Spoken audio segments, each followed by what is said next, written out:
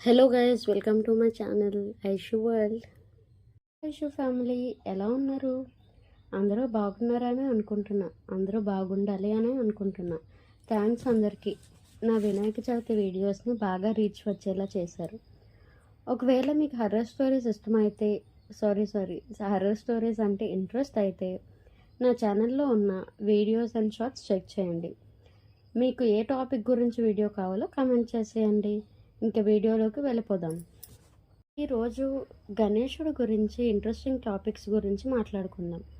ఫస్ట్ది తాంత్రిక గణేశుడు గురించి. గణేశుడు కేవలం అడ్డంకులను తొలగించే దేవుడు మాత్రమే కాదు, తాంత్రిక సాధనలో కూడా ఒక ప్రధాన శక్తి. అతను ప్రణవ స్వరూపుడు, ఓంకారంగా కూడా భావిస్తారు. ఆధ్యాత్మిక శక్తి యొక్క ఆధారమైన మూలధార చక్రానికి అతను అధిపతి. కుండలిని శక్తిని మేల్కొల్పడంలో అతను చాలా ప్రతిభావంతుడు. ఆసక్తికరమైన విషయం ఏంటంటే, మనం చూసే సాధారణ సరళమైన రూపం వెనుక లోతైన ఆధ్యాత్మికమైన తాంత్రిక ప్రాముఖ్యత ఉంది. సెకండ్ది బౌద్ధ మతంలో గణేశుడు. గణేశుడు బౌద్ధ మతంలో కూడా, ప్రత్యేకించి టిబెటియన్స్ బౌద్ధ మతంలో వినాయకుడిగా అంగీకరించబడ్డాడు. ఇక్కడ అతని పాత్ర సంక్లిష్టంగా ఉంటుంది.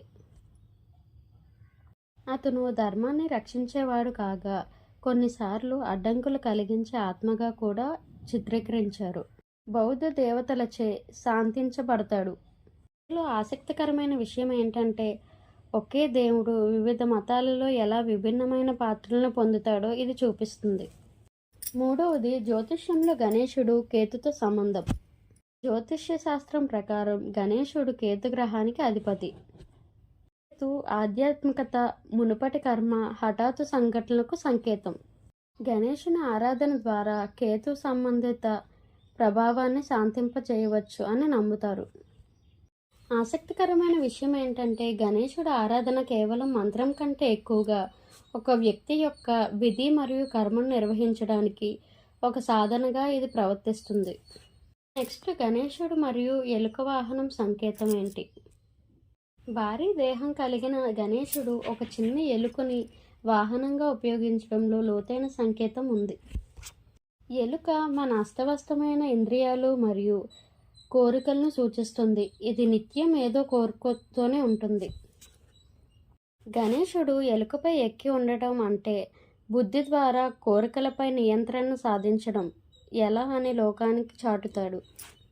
ఏ చిన్న అడ్డంకినైనా దాటగల సామర్థ్యం మరియు ఏ చిన్ని భక్తుల్ని కూడా కాపాడగల సామర్థ్యాన్ని కూడా ఇది సూచిస్తుంది. ఆసక్తికరమైన విషయం ఏంటంటే, హిందూ ఐకోనోగ్రఫీలో ప్రతి విషయంలో ఒక తత్వం నేర్చుకోవడానికి ఉపయోగపడుతుంది. ఐదవది గణేశుని 32 రూపాయలు. మనం సాధారణంగా ఒక రూపంలోనే గణేశుని చూస్తాం, కానీ ముద్దల పురాణంలో అతనిని 32 విభిన్న రూపాలుగా వర్ణించబడ్డాయి. ఉదాహరణకి బాలగణపతి పసివాడి రూపంలో అర్ధచంద్ర చంద్రకళలతో ఉంటాడు. లక్ష్మీ గణపతి సంపద మరియు ఆధ్యాత్మిక సిద్ధిని ప్రసాదించే దేవతలా ఉంటాడు. వక్రతుండ గణపతి వంకర తొండంతో కలిగిన అత్యంత ప్రసిద్ధమైన రూపం. ఆసక్తికరమైన విషయం ఏంటంటే, గణేశుడికి భక్తుల యొక్క ప్రతి అవసరానికి, ఐహిక సంపద నుండి మోక్షం వరకు ఒక ప్రత్యేక రూపం ఉందని ఇది తెలుపుతుంది. ఆరవది గణేశుడు అక్షరాల వ్రాతపని దేవుడు. గణేశుడు మహాభారతం యొక్క లిపికారుడు అని మనందరికీ తెలిసిందే. మహర్షి వ్యాసుడు అవిరతంగా చెప్పేటప్పుడు వ్రాయడానికి ఒకరు అవసరం అయింది. గణేశుడు ఆ పనికి సరైనవాడు అని గణేశుణ్ణి వ్యాసుడు కోరాడు. వ్యాసుడు నిరంతరంగా చెప్పాలని గణేశుడు ముందు అర్థం చేసుకొని వ్రాయాలని షరతు పెట్టాడు. ఆసక్తికరమైన విషయం ఏంటంటే, ఇది గణేశుని జ్ఞానం, భాష మరియు తర్కం యొక్క దేవుడిగా భావిస్తాడు.